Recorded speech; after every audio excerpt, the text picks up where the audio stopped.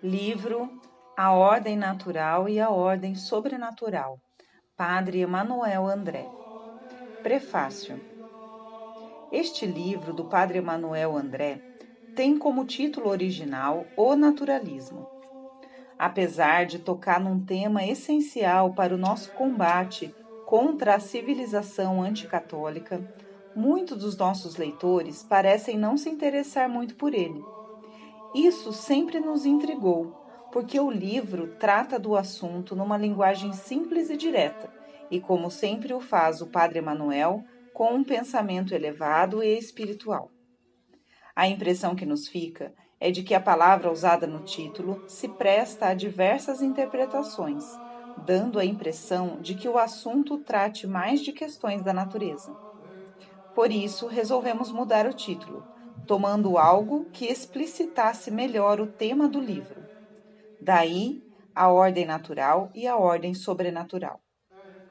De fato, o que o autor denuncia no seu livro é a redução da ordem sobrenatural, ou seja, a ordem da graça, a ordem das coisas divinas. A horizontal e humana ordem da natureza, das coisas deste mundo, do homem ecológico, animal, sem alma criada à semelhança de Deus. Essa redução da ordem sobrenatural à ordem natural recebe o nome de naturalismo. Para explicar melhor a razão de ser desse nome, lembremos que a doutrina do naturalismo tem um primo chamado racionalismo. Este também é originado numa redução, sendo aqui a diminuição da ordem sobrenatural ao que pode ser visto e constatado pela razão. Para o racionalista, só existe o que pode ser apreendido de modo racional. Se não considerarmos o naturalismo proposto pela serpente a Eva, na aurora da humanidade, quando, mentindo para nossa primeira mãe, afirma que ela será como Deus, devemos reconhecer nessas filosofias oriundas da quebra da Idade Média o foco doentio que dizimou a humanidade no seu espírito, nas suas relações com a salvação eterna. O caminho percorrido pelos homens a partir do nominalismo nada mais foi do que uma inclinação constante e inexorável para as coisas da terra, para os interesses passageiros e humanos. O humanismo, quando desloca o interesse geral da sociedade para o próprio homem, esquecendo-se da missão de reencontrar o paraíso perdido, conduziu a humanidade a um mortal desinteresse pelas coisas divinas. Paralelamente, voltou-se o homem para uma busca desenfreada pelo prolongamento dessa vida terrena, empenhando nisso todas as suas forças e interesses. A situação do homem tornou-se ainda mais dramática quando a única barreira que ainda continha os homens dentro de limites mínimos de comportamento e virtudes quebrou-se. Essa barreira era a Igreja Católica. Só ela insistia a tempo e contratempo na manutenção do olhar dos homens para as coisas do alto, para a sabedoria divina, para a prática dos sacramentos e da oração. De fato, o Concílio Vaticano II marcou a entrada triunfal do naturalismo, do racionalismo, do socialismo e do modernismo dentro da Igreja. Os papas e bispos abriram as portas, melhor seria dizer, as comportas da Igreja, deixando-a esvaziar-se de sua seiva sobrenatural. Tudo se tornou humano. O sacerdote é um homem como outro qualquer. A missa é celebrada pelo homem para o homem. Os sacramentos só servem para satisfazer o bem-estar do homem.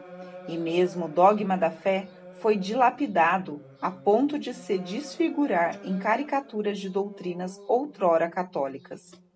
O Padre Emanuel nos mostra alguns remédios contra essa avalanche. Esses remédios devem ser hoje tomados em doses altas, para que o vírus do naturalismo não nos escravize e nos conduza à perda de nossas almas. Sem mim, nada podeis fazer. São João 15:5. Guardemos na alma o catolicismo dos santos, todo voltado para Deus, para nossa morada definitiva no céu, para a vida da graça, comandando nossos interesses, tanto materiais quanto espirituais. Dom Lourenço Fleshman, OSB. Capítulo 1. O que é o naturalismo? A fé nos ensina que a natureza humana foi elevada a um estado sobrenatural pelas graças que Deus quis derramar sobre os nossos primeiros pais.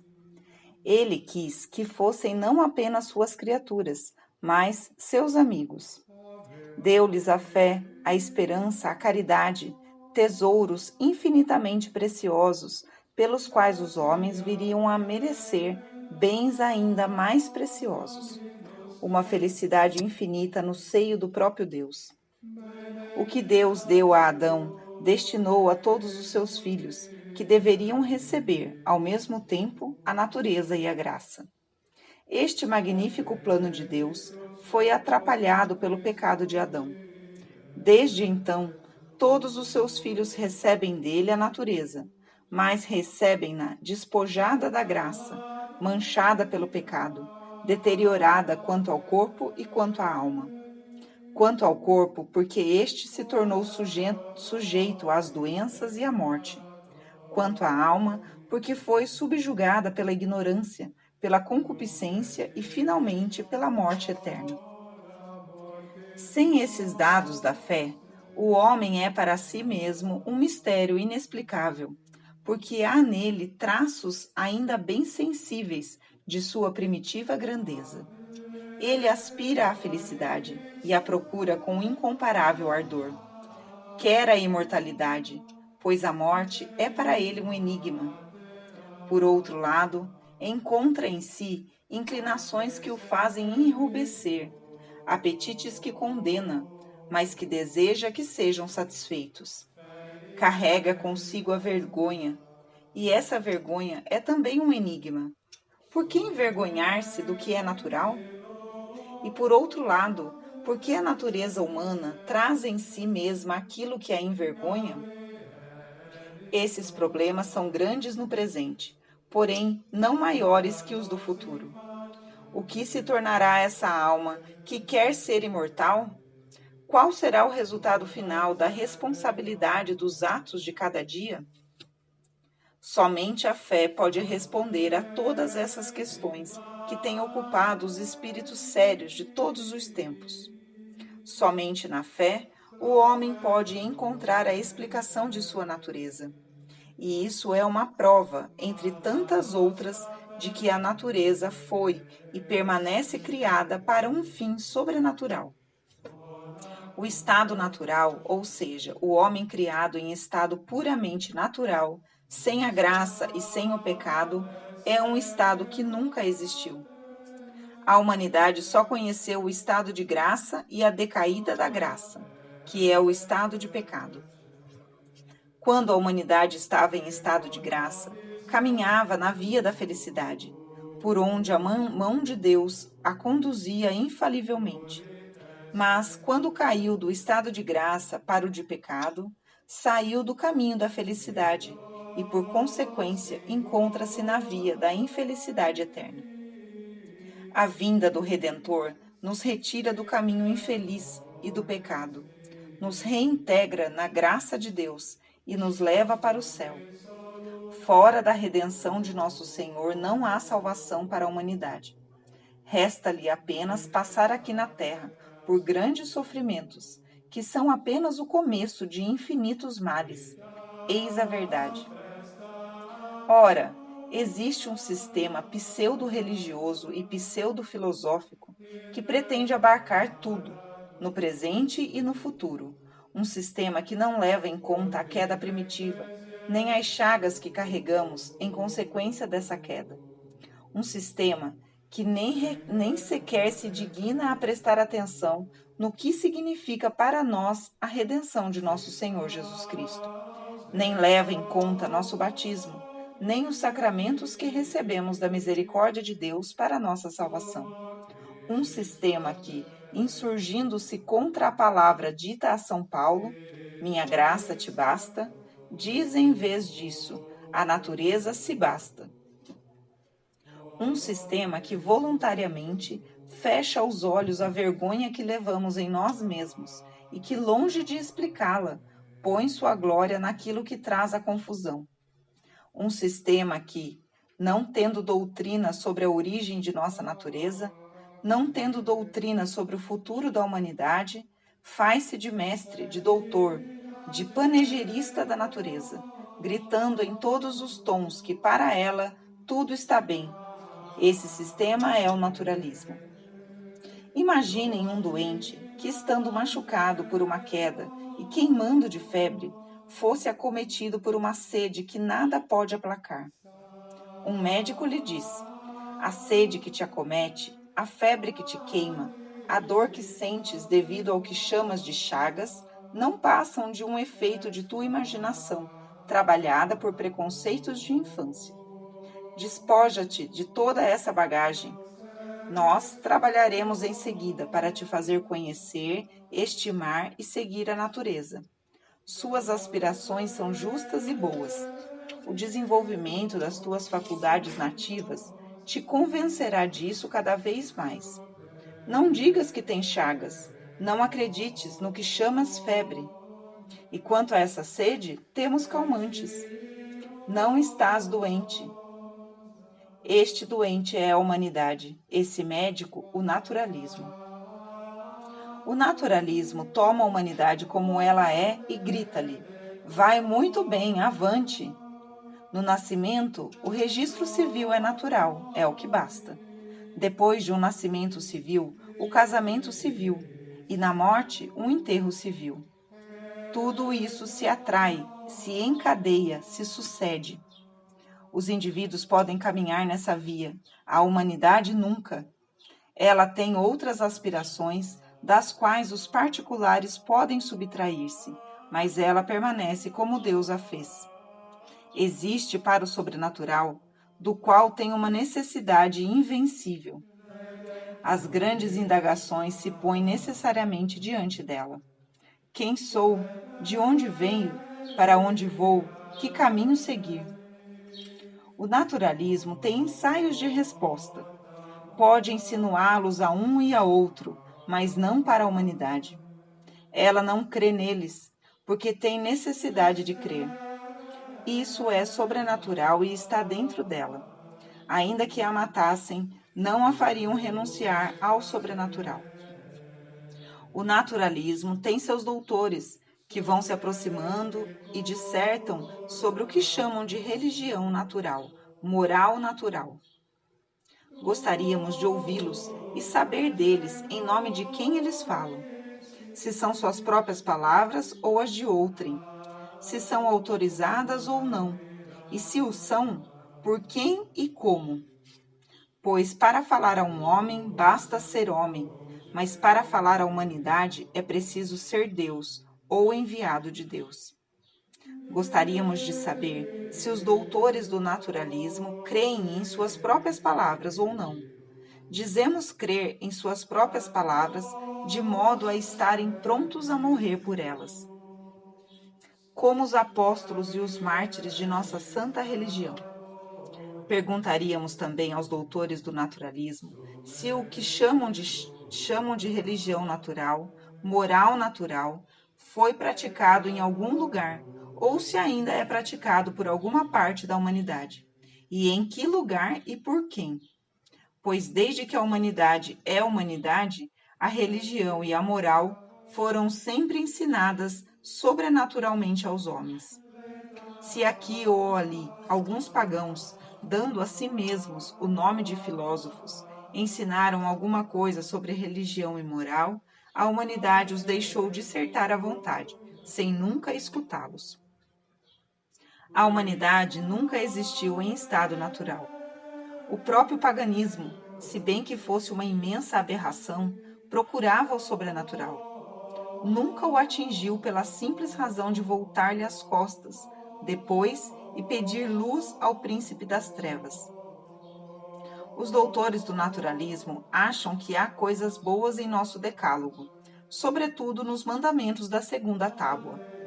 Se tivessem podido quebrar a primeira, escondê-la para sempre e dizer que a segunda é deles, acreditariam ter feito muito pelo sistema, mas não poderiam fazê-lo, pois o Decálogo é anterior ao naturalismo.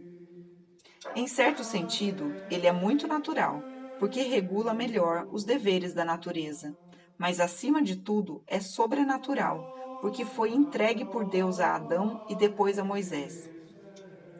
O naturalismo pode tomar empréstimos ao Decálogo, e até mesmo grandes empréstimos, mas falta-lhe algo importante: a autoridade para nos falar.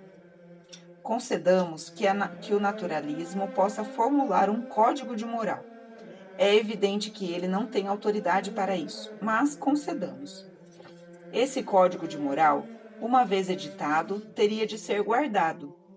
Porém, se a natureza é entregue a si mesma, não lhe acontecerá seguir suas próprias inclinações, que nem estão sendo levadas em conta, mas do que as lições de moral dos doutores do naturalismo. Suponhamos ainda que a natureza quisesse guardar os preceitos desses doutores. Que meios, então, teriam estes para fortificá-la contra suas próprias deficiências? Infelizmente, nenhum. Não podem fazer absolutamente nada a esse respeito. A instrução, dirão. Ora, a instrução se dirige ao espírito e não pode curar uma vontade doente. Pela instrução, não se pode curar o mal. Pelo contrário, abre-se frequentemente com ela uma porta para que o mal aumente. As estatísticas judiciárias, por exemplo, nos permitem saber quantos crimes são cometidos por gente instruída, porém instruída de modo naturalista. A instrução que moraliza só pode ser dada por uma instituição sobrenatural, e esta é a Santa Igreja Católica.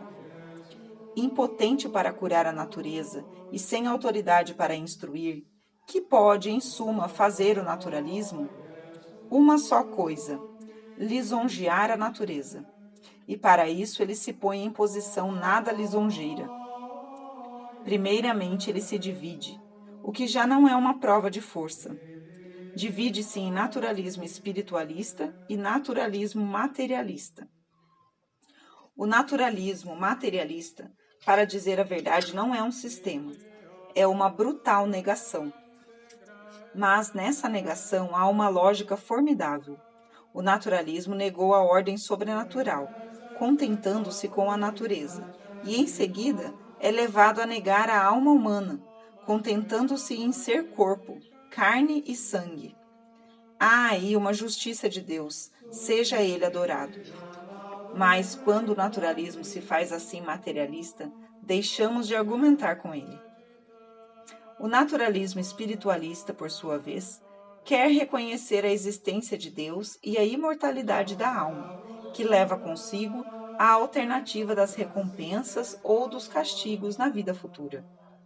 O naturalismo espiritualista nos concede essa verdade, mas cumpre perguntar: se um dia a alma deverá ser feliz ou infeliz, o que acontecerá com o corpo? Será ou não participante desse estado feliz ou infeliz da alma? Nesse ponto, o naturalismo não está sobre um leito de rosas. Se ele diz que o corpo ressuscitará, é apanhado em flagrante delito, pois transporta para a natureza o que é da ordem sobrenatural. E se o sobrenatural é indispensável ao fim, por que repeli-lo no início? Se, por outro lado, o naturalismo tem um horror persistente pelo sobrenatural e diz: não, o corpo não ressuscitará, o sistema cai em dois grandes inconvenientes. O primeiro é destruir a moral que prescreve deveres nos quais o corpo tem sua parte. Pois se o corpo não tem nada a esperar depois da vida presente, por que não gozará nela a seu modo, diga o que diga a moral? O segundo inconveniente é que, voltando o corpo ao nada, o sistema destrói a natureza.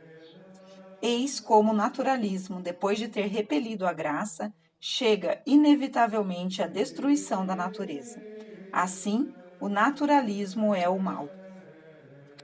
Capítulo 2: A natureza e seu mal na visão do autor da Imitação de Cristo.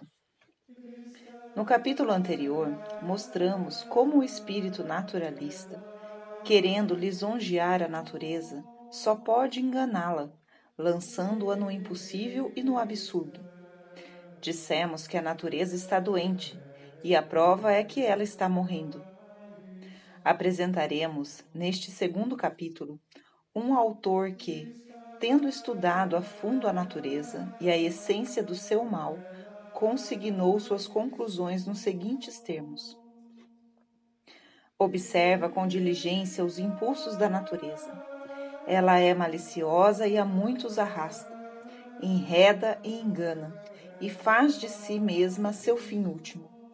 A natureza não quer morrer, nem ser mortificada, nem dominada ou vencida, nem se submete de boa vontade. Trabalha para sua comodidade e atenta só para o proveito que de outrem lhe advenha. Recebe com prazer honras e homenagens. Teme a vergonha e o desprezo. Ama o ócio e o descanso do corpo. Procura possuir coisas raras e belas e repele as feias e grosseiras. Cobiça os bens temporais, alegra-se quando ganha, entristece-se quando perde, irrita-se com a menor palavra injuriosa. É interesseira, prefere receber a dar, aprecia o que lhe é próprio e particular. Inclina-se para as criaturas, para a própria carne, para a vaidade e os passatempos. Folga com algumas consolações externas que lhe afaguem os sentidos. Tudo faz por amor do proveito e do interesse próprio. Nada sabe fazer gratuitamente, mas só pelos benefícios que espera obter, iguais ou melhores em elogios ou favores, e exige que sejam tidos em alta conta seus dons e feitos. Compraz-se de ter muitos amigos e parentes, gloria-se de sua nobre posição e linhagem, sorri para os poderosos, lisonjeia os ricos e aplaude os que lhe são semelhantes. Depressa se queixa da necessidade e da ofensa, e só combate e discute pelos seus interesses. É curiosa, quer saber os segredos e novidades, quer exibir-se e experimentar muitas sensações. Deseja tornar-se conhecida e proceder de modo a conquistar louvor e admiração. Eis uma fotografia da natureza bem anterior à fotografia moderna. O autor deste quadro não é conhecido, nem procurou sê-lo. É o autor da imitação. Livro 3, capítulo 54. Ele nos mostrou a natureza vista na realidade. Sua característica fundamental é o egoísmo e a vaidade. Disso ela se gloria, e nem tentem lhe dizer que ela está doente. Capítulo 3. Explicação dos termos natural, sobrenatural e graça. Falamos do naturalismo e acertamos no alvo, porque muitos leitores nos escreveram sobre esse interessante assunto. Todos nos encorajam a continuar o trabalho começado e, sem dúvida, para nos ajudar, pedem o desenvolvimento que julgam necessário ou explicações que deverão ser úteis. Estamos encantados com a ajuda que nos deram. É nossa firme intenção ir ainda mais fundo no assunto do naturalismo, a fim de mostrar a todos a necessidade que temos do divino sobrenatural. Comecemos então com as explicações que nos pediram. Chamamos natural tudo o que é inerente à constituição do homem composto de um corpo e de uma alma, ou seja, tudo o que constitui o corpo, com seus órgãos tão variados, e a alma, com suas faculdades tão poderosas e tão belas. Chamamos natural o uso e o desenvolvimento dos órgãos do corpo e das faculdades da alma, em tudo o que não eleva a natureza acima dela mesma. Acima do conhecimento natural e do conhecimento dela mesma, daquilo que a cerca e até mesmo do seu Criador, porque este poder pode ser naturalmente conhecido por suas obras, que estão diante dos olhos de todos e falam igualmente a todos uma linguagem que nem todos compreendem do mesmo modo.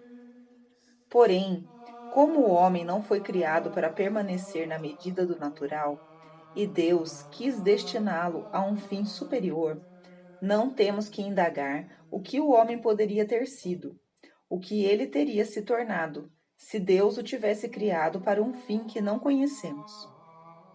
Agora é preciso dizer o que é o sobrenatural.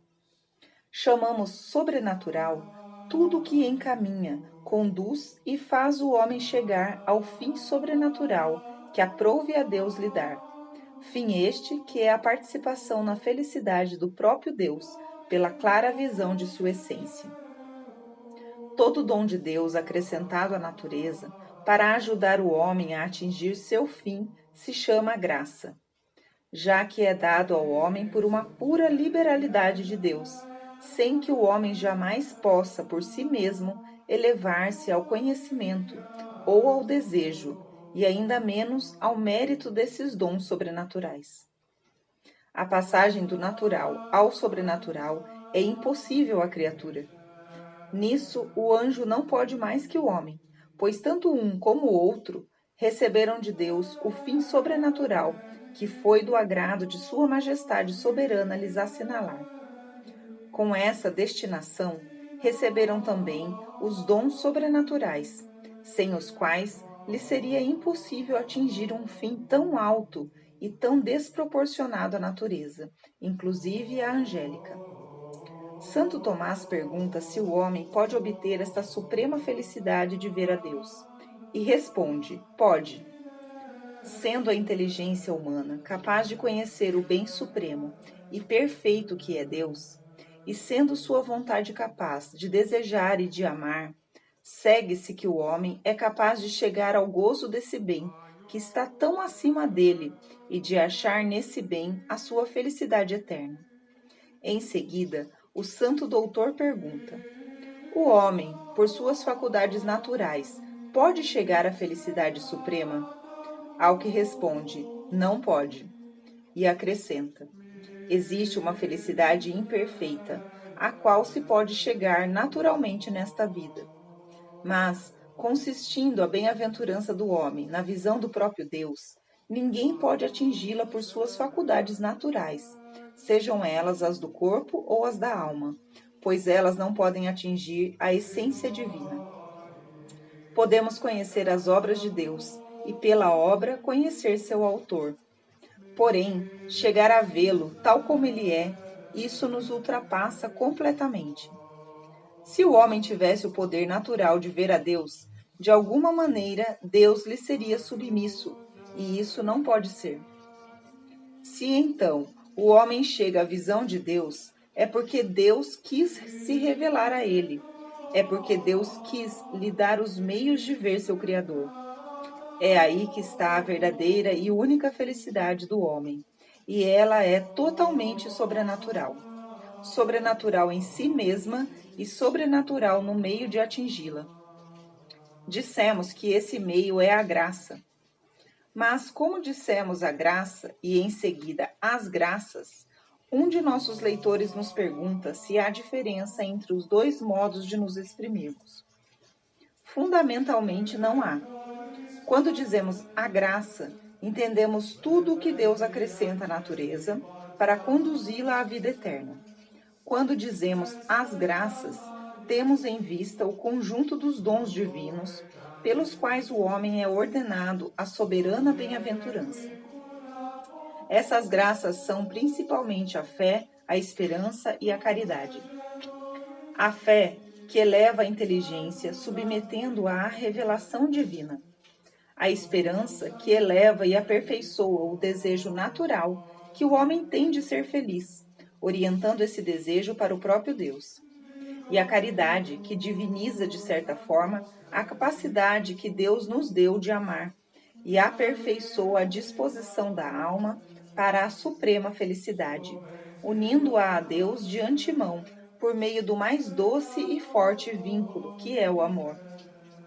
Contudo, para que o homem chegue realmente a essa suprema felicidade, é preciso não apenas que ele tenha recebido essas graças divinas da fé, da esperança e da caridade, mas que nelas persevere. Isso é o que chamamos de perseverança final, que assegura para sempre a felicidade eterna da criatura, anjo ou homem. Foi assim que Deus constituiu a humanidade. Nem todos os homens juntos poderão jamais fazer uma revolução tão radical que a constitua de outro modo. O sonho de uma constituição diferente para a humanidade é exatamente a essência do naturalismo. Se o naturalismo, porém, trabalha para tirar da humanidade a única felicidade que lhe foi preparada, então não tem nenhum tipo de felicidade para lhe oferecer. Nem as riquezas, nem os prazeres, nem as alegrias desta vida podem ser partilhados por todos. E mesmo aqueles que gozam das riquezas e dos prazeres nos dizem que são infelizes.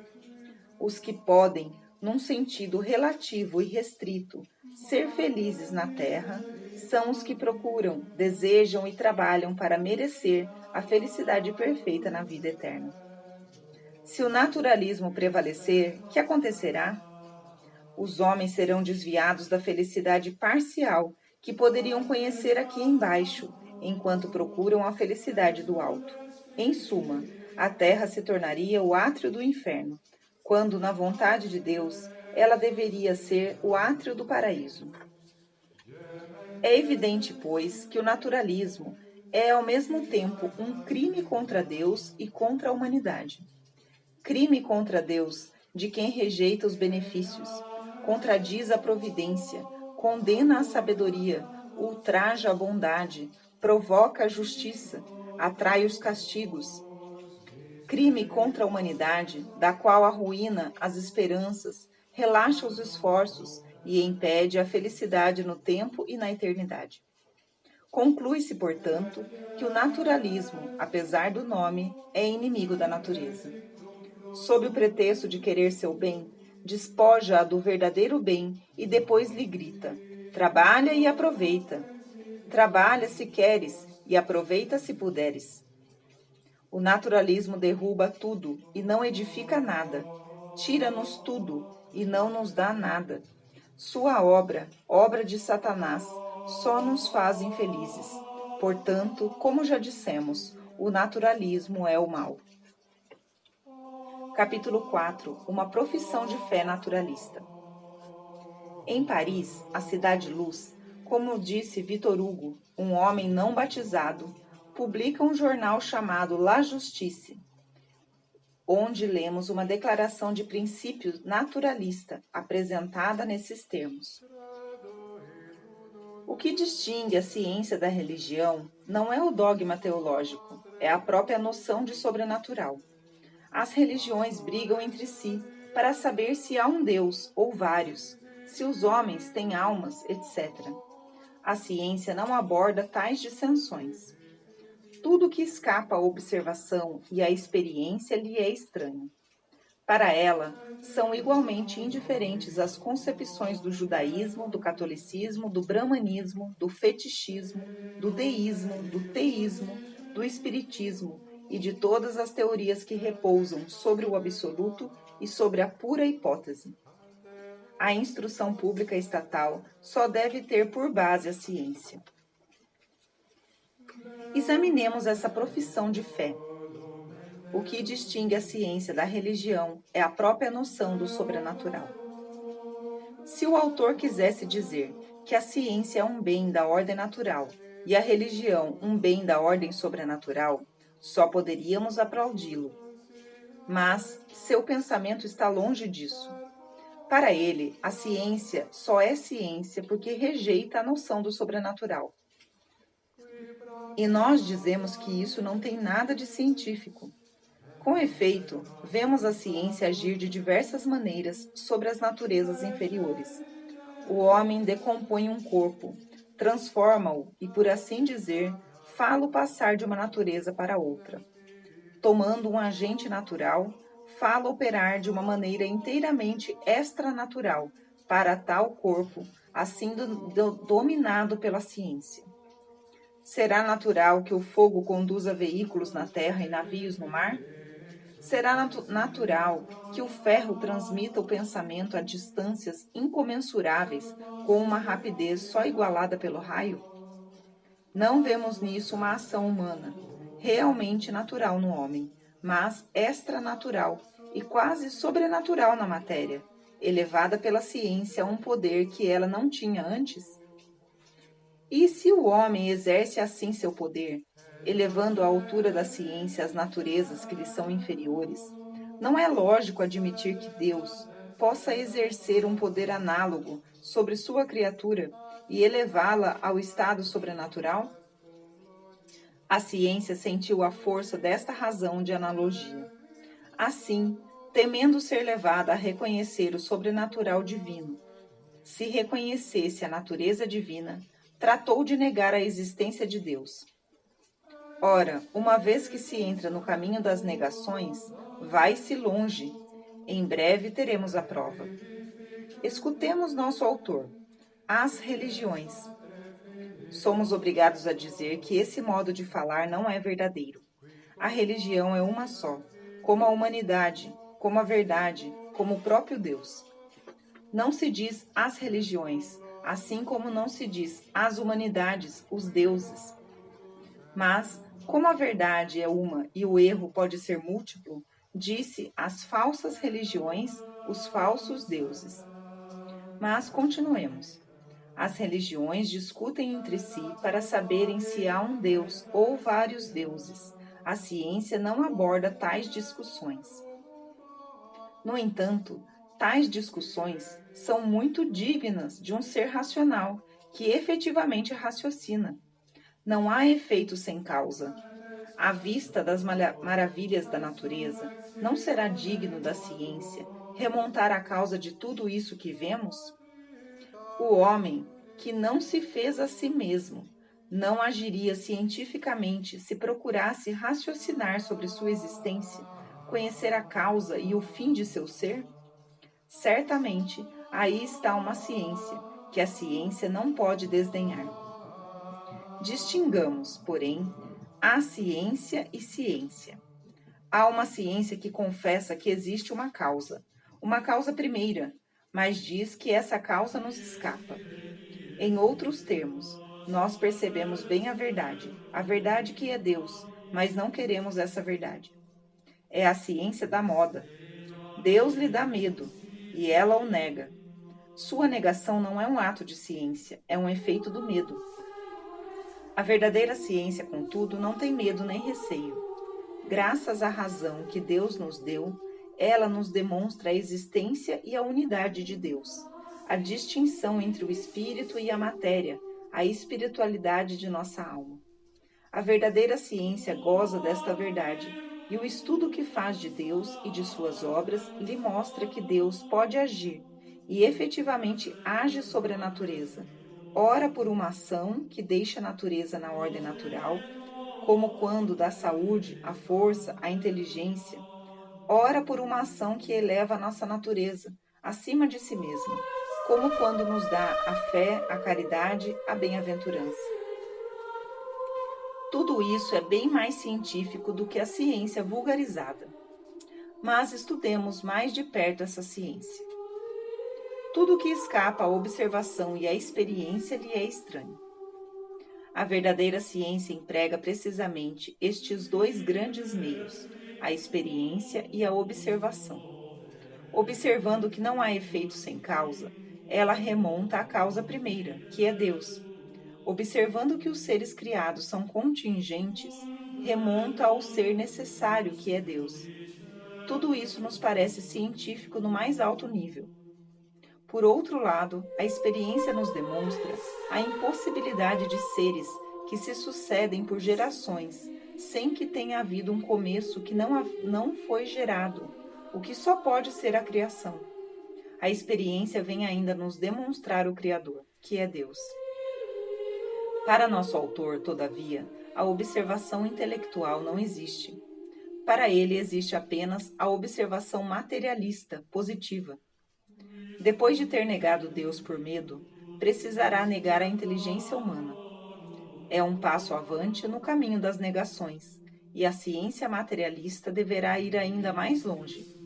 Ela irá, e para bem compreendermos, vamos acompanhá-la. Para a ciência, são igualmente indiferentes as concepções do judaísmo, do catolicismo, do brahmanismo, do fetichismo, do deísmo, do teísmo, do espiritismo e de todas as teorias que repousam sobre o absoluto e sobre uma pura hipótese. Notemos primeiramente que só as concepções materialistas não são tidas como indiferentes para nosso autor. Para ele, o materialismo é a ciência. Sua enumeração é calculada à sua maneira. Ela é científica. Começa pelo judaísmo e o catolicismo, o que é perfeitamente correto e conforme a tradição da humanidade. A verdade vem antes de tudo, e nosso autor não perdeu completamente seu patrimônio. Façamos a reflexão de Tertuliano, ó testemunho de um espírito naturalmente cristão. Nosso autor lança em seguida os olhos sobre a Ásia e diz, do brahmanismo, depois sobre a África e a Oceania, o fetichismo. Está completo, deu a volta ao mundo. Continuando, faz uma síntese filosófica e voltando das regiões do erro às puras luzes da verdade, diz, do deísmo, do teísmo, do espiritismo. Mas a fraqueza logo aparece e ele acrescenta, e de todas as teorias que repousam sobre o absoluto e sobre uma pura hipótese. Já que do nosso autor conhece a filosofia, ele deve compreender que, negando o absoluto, torna impossível o relativo, e desde então não haverá mais nem homens, nem ciência, nem tese, nem hipótese. Depois de ter negado Deus, precisará então negar a inteligência humana, e depois ainda negar tudo. A última palavra da ciência será uma negação completa. A ciência terá cavado para si uma fossa, e sobre seu túmulo se escreverá um ponto de interrogação. O quê? Falta-nos, porém, saborear ainda essas palavras. A instrução estatal só deve ter por base a ciência. Gostaríamos de saber como a ciência demonstrará a uma criança que seu pai é seu pai, que sua mãe é sua mãe. Tudo que escapa à observação e à experiência lhe é estranho. Com que observações, com que experiências, a criança conseguirá demonstrar a si mesma quem é seu pai, quem é sua mãe? Até agora a criança aprendia a crer em seu pai e em sua mãe, como aprendia a crer em Deus. Mas a ciência mudará tudo isso. A criança vai se achar diante de uma pura hipótese, de um absoluto inadmissível. Ela só poderá se estabelecer em uma indiferença e decretar, em nome da ciência, que não tem pai, que não tem mãe, e que é filho da natureza, e se é que é filho de alguma coisa. Em nada exageramos, pois as consequências monstruosas desse naturalismo ímpio são admitidas pela escola, que quer a abolição do casamento. Terríveis consequências da lógica. Depois de negar seu pai, que está no céu, nega seu pai daqui da terra. Essa é a profissão de fé do naturalismo.